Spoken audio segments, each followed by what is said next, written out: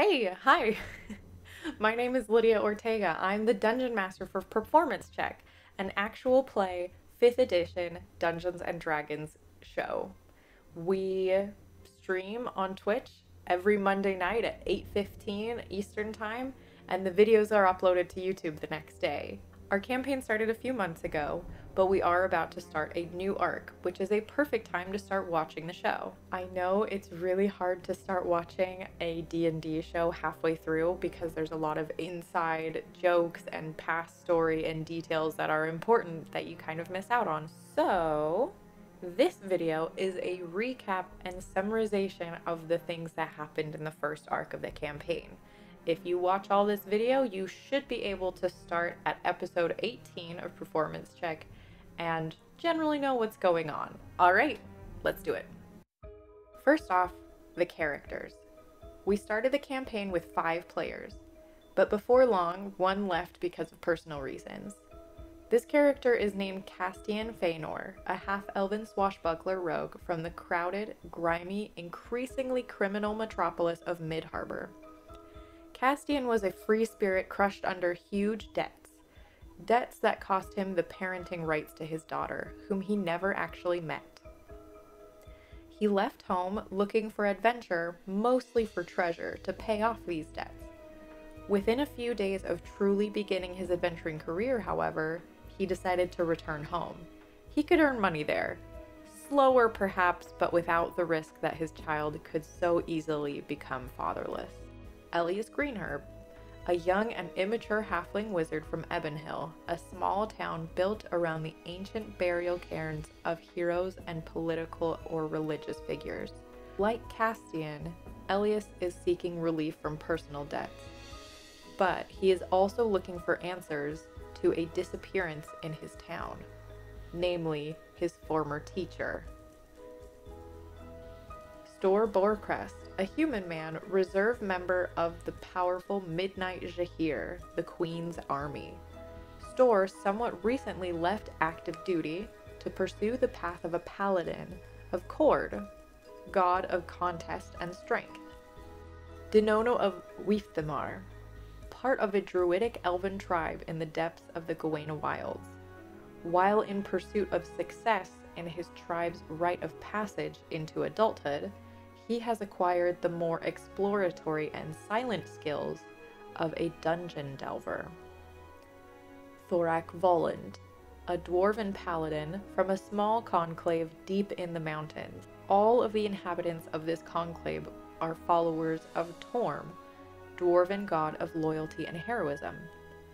Thorak has set out to gain strength in order to right some wrongs that have occurred in his homeland, Dubro. Thorak and Denono met on the road and traveled together for a number of days before arriving in Uziko, one of the largest cities in the kingdom, set into the cliffs of a series of giant waterfalls. It was here that they met Stor, Elias, and Castian. Realizing they were all looking for similar types of work, they decided to go in together on some of the posted contracts in town. While talking, a strange thrumming disturbance broke through the air. All the wild animals and beasts that populated the city went mad, rampaging and attacking the citizens. These beasts included 2 powerful Okanai, sort of a mix of giant riding lizards and jungle cats. The group managed to slay the beasts without any civilian casualties. The owners of the Okanai were members of a hunters guild known as Malello's Marksmen, a hunting pair named Timber and Bison. The group ran to check on the headquarters of the guild and found it decimated by the rest of their Okanai, running wild. Only the guildmaster Malello and a handful of others survived. The following morning, the party reported to the Council of Uziko what they had done. They caught the eye of the Grand Duchess Makira Garcenis, who was in frantic need for someone to find out what had happened to her son Tygo, who had gone missing along with his teacher. They decided to search the teacher's home for clues, and were ambushed by a feral were-tiger, even though the moon was not full. Elias was bitten during the fight, and the lycanthropic curse caught hold of him. Instead of killing the were-tiger, they questioned him and learned that he was indeed the teacher of the young noble, and the two were separated while in the jungle together. Something had caused him to lose control and transform, around the same time as the beast went wild the day before. He led the party to the spot, an odd, sandy pit in the middle of the jungle. While examining this area, they were ambushed by a figure, trailing shadows and loosing arrows. As it neared, they recognized this figure as Malello, guildmaster of the marksmen. He tried knocking Store backwards into the pit, but failed against the paladin's strength.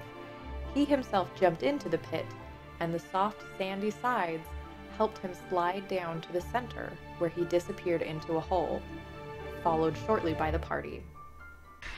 Your characters are totally free to yell at Thorak to try and stop him. Currently, where Thorak's at, this douchebag that he saw just disappeared in a hole, and now he needs to follow so we can kill disappearing hole douchebag. Hey, Thorak! Yeah, run it. What? Movement, action, bonus action, dash. I follow. Oh, when I see this, I'm starting to walk into the pit too, slowly.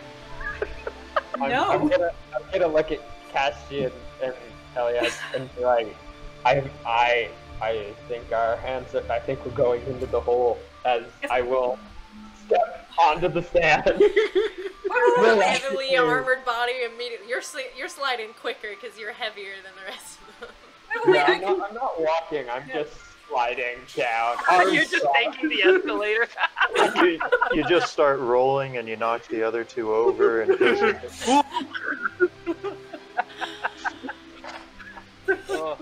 Castian, do you join? First things first, I'm gonna just take out my robe and I'm gonna at least give me your hand. You can go in the hole, but you're gonna give me your hands. Okay. As long as you let me go, I'll do that. And I'm not binding his hands, I'm just tying a knot around one of them like a toddler leash. They found themselves in a large room with pits full of bones, both humanoid and bestial. In attempting to follow Malello, they soon realized that the underground space was a maze and home to 2 Minotaur. In the fight with these monsters, it became clear that one of the Minotaurs was the boy they were searching for, in some sort of transfigured state. He was subdued and the other was slain. The group hunkered down for the night, during which Elias transformed for the first time, tied down to not attack anyone else. With the sun came more enemies. A large group of cultists surged through the tunnels, led by Malello. After a tense battle, the cultists were defeated. However, Malello escaped, slipping away from Store in the darkness. Through careful investigation, the party learned that this underground group were worshippers of Baphomet, demon prince of beasts and hunters, and that they were planning on performing something known as the Ritual of the Risen Beast. This ritual required a lone hunter to track down and kill a beast more powerful than themselves during the full moon when it is hardest to hide. This rite would transform that person into an incredibly powerful bestial form, as well as make all natural creatures within 100 miles larger, more aggressive, and magically potent. While resting after this experience, Thorak was visited by his deity Torm, the dwarven god of heroism and loyalty. Rather than presenting his normal, regal, holy state, Torm seemed to flicker between different personalities and moods, sometimes nearly to the point of violence. He explained that the enclave where Thorak was raised embodied nearly 100% of his worshippers. Thorak had left for answers when he found it one day ravaged and all his family and friends murdered. With the loss of these believers, Torm's nature became unstable. Gods mirror the beliefs and desires of their followers, and now that very few thought of him or taught about him, Torm is more subject to radical change. Exhausted by this and wishing to fade into obscurity, Torm ordered Thorak to destroy all knowledge of him, whether that knowledge resided in a book or the mind of a living being. Thorak, under heavy coercion, agreed. I actually came to ask if you would do something for me. Like I said, with all your family and your clan gone, my position is not very stable, and I keep changing forms and attitudes really fast, just as people throughout the world are just read something and they get a little bit of faith for a second and they send it my way and it just kind of tweaks with me. You know, I wasn't built to be a god like the rest.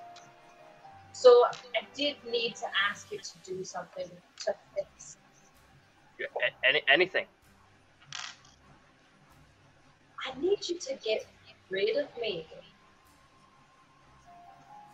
So the reason people keep messing with me is because there's books with my name in it, and my story in it, and there's all these weird people just kind of going around and teaching the history of Torm and the Tormisms, you know, like lots of birds, one absolutely massive stone, you know, things like that I used to say and sometimes I still say, but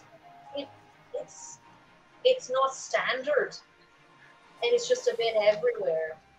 So what I want you to do, let me see what you in a second. Okay. He starts immediately like tearing up all of a sudden. I need you to go into all those real nice libraries and find all the books about me, and could you burn them? Could you just find everything that's got my name, whether it's a statue or a scripture or something, and just erase it, because I don't want to do this anymore. I want to just, yeah. As he says that, I kind of, Thorak kind of laughs or says, like, is that all you needed me to do? Destroy the books and the statues? Oh, that's easy. God, you can count on me. I will carry out your mission. And I bow again to him, put my thing down. So he kind of like reaches out and grabs your like hand and like pulls you in really close. All of a sudden changed again, and he's like, but there's a little bit more, because there's all these sorts of like wandering people who know things about me. So if you run into any people who know anything about me, you gotta try and stop them, you know. They gotta stop thinking about me too. They gotta stop talking about me. If you get meaning. But when everyone stops talking about you, what about me? Are you gonna?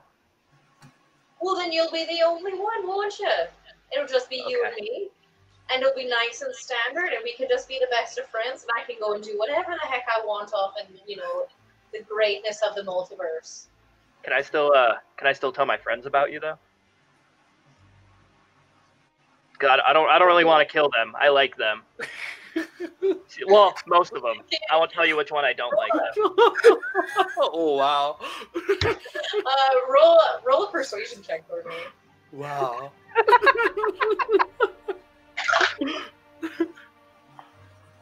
Oh no. Oh no. I got a 1. Oh. And he got a natural 20. So he kind of like grips your fist a little stronger, and you see his face change again to that more like angry self, and you feel like the bones in your hands start to creak and break. If you tell them, and then they start blabbing and twisting me around, I'll have to take care of it if you don't. Okay. You get what I mean? Yes, of course. It would be nice if it was just you and me, but honestly, if it were better just being me, I could do that too. Nope. You and me all the way. I got you. Till the end. After returning to Uziko, the party took a bit of time to solve a missing persons case. This involved drinking heavily in a very high-end and expensive casino, getting caught sneaking into a suspect's home, and discovering a hidden set of torture rooms in the basement of Tristan Whetstone, a gnomish heir in the affluent part of the city. They also obliterated a small infestation of grung in a garden. Following some of these insane and fast-paced happenings, Castian came to the realization that if he wanted to be around to help his daughter, he needed to survive and be near her. He took his leave during the night, leaving a letter with Denono explaining his reasoning. While this loss was sad, the boys were soon joined by a new companion, a celestial mount sent to store by his god Cord, in the form of a splendid horse named Vigris. Not only this, but Elias started receiving visits from a small fey creature calling itself Brexy, who took pity on his many misfortunes and blessed him with a small amount of extra luck in exchange for some favors. Assuming Malello would still attempt the ritual of the risen beast, the party interrogated some of the remaining members of the marksmen, and learned that Malello had often mentioned the area far to the south in the Goena wilds, specifically around the town of Southwold. They joined forces with two members of the city council, Lycum Basra, wild and ferocious half-orc barbarian, and Keldra Blackhand, a far more reserved and cautious Goliath, paladin of Cord. They traveled through the jungle to the coast with this pair of women, chartered a series of ships, and sailed south towards their destination. This journey was peaceful, aside from one major outlier. Denono chose this time at sea to answer some personal questions. In his tribe, when an elf is about to reach adulthood, they travel to a sacred temple, burn and inhale a special herb, and take a personal spiritual journey. If they succeed, they are recognized as an adult. Denono had failed this ritual not once, but 3 times. Each time he had found himself in an abandoned temple with thousands of runes on its walls, and 5 tablets, each holding a separate rune.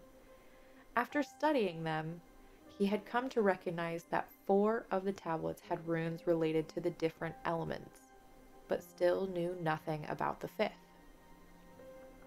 While aboard the ship, Denono partook of the herbs and was pulled from his body into the depths of the sea by one of the tablets. He encountered a group of powerful water elementals which pursued his spiritual form back to the ship. A whirlpool surged up from the depths, threatening to destroy the ship and drown its passengers. The party battled the elementals while Denono returned to his body, plunged down to the ocean floor, and placed the tablet into a small space. The ocean accepted it, the whirlpool closed, and the runic pattern leached away from the stone and onto Denono's skin. Okay, so you fall, you crash down, you kind of like shatter your knees a little bit, and you see this like perfectly shaped hole in the base of the ocean floor. I take the water tablet and As you place it down, there's like resistance for a second, and then it sinks in, and then there's this bright, glowing blue-green light that kind of scatters up past your fingers, and you see crawl up across the back of your hand a glowing rune that kind of, it's the same from the tablet, and it crawls up onto your hand and scooches up your arm a little bit and rests there, and it begins to dim, and as it dims, the whirlpool freezes just perfectly still for just one breath, and then just fills in. I need you to make me a strength save. What about anyone in the world? Yeah. 11. Okay. Is he dead? It's like a -1. You I'm going for Denono next. Denono's dead. I only rolled 3 dice. You take 22 points of bludgeoning damage as the walls of this whirlpool just come and crush you. In this event, several of the crew members were carried off and drowned, so the ship's captain took a small detour to the unmapped island of Cottlnir for repairs and to replace the lost men. While on the island, the party met an ancient sea elf druid named Pengata, purchased and smashed a sealed urn which held the skull of some sort of feline humanoid, which carried a hidden message, and took on the name of the Bush Gang. With the end of the voyage nearing, the Bush Gang glimpsed a crumbling ruin on the shore. It was the ancient Gale's Bulwark, a stronghold used by the followers of Cord in ages past to defend the coast from insurgents emerging from the sea. As they approached, they became part of a once-in-a-generation event. The Gale's Bulwark was the resting place of a divine weapon, created by the Storm Lord himself. When the wielder dies or loses their claim to bear the weapon, it returns to the stronghold in the raging winds of a storm. Nearby warriors raced to claim it, resulting in a frenzied battle. The party was sucked into this fight and defeated numerous sentient sea creatures, including a young sea dragon. In the end, Storr claimed the weapon. So you walk up to this, you reach out, and you grab it around the base, and you feel this surge of power through you. There's like bolts. Elias, this is frightening to watch. There is purple and green and blue arcs of electricity and lightning sparking through the whole room, leaving scorches on the walls. It doesn't hurt you at all, Storr, as you hold this. What the heck is going on? In your mind, you hear this female voice. Female Cord. This female voice. Oh, it would appear that I have a new wielder. What is your name? My name is Storr Borcrest. Well, Storr Borcrest, I am Endrata, also known as Life's Limit. And if you're willing to pair with me, then we can test your limits together. Do you accept? Or should I await another? Your wait is over. I accept. In the midst of fighting their way back out of the Gale's Bulwark, the Bush Gang re-encountered Pengata, who had been sent by the sea to aid them. If Milello succeeded in performing the ritual of the risen beast, most of the area and creatures affected would be in the ocean, and that would destroy the delicate balance that it held. She went with them to Southwold, where she was the voice of reason and exasperation during their search for Milello. The Shazy? Ishazi. Thorak. Oh, There's a Elliot. lot of you. I'm not good with names. I'm so sorry. Like, Oh, we'll be we're friends, but I Bush don't know Gang. your names. Have you met the guy with the bow? That literally describes about 95% of the people who live here. The guy named Milello. I told you, I don't know names very good. Okay. Alright, thank you. You're welcome. What brings you here? We don't get a lot of new people come in. We're trying to find that guy. There's, Very dangerous. He is a wanted friend of ours. That's good. You can be a friend of mine too. Sure, Yes. why not? I then lean over to Pengota. Pengata. Pengata. Pangea. We're not actually friends with Milello. You know that, right? Like, It's we're trying to called hunt- lying, Earthchild. Gotcha. So what do we do with this? well, I would assume, tavern, general supply store. See if have you seen this man? Should we buy first and then ask, or ask first and then buy? Are you always so discreet? No? Are we discreet? Am I No. being discreet? No.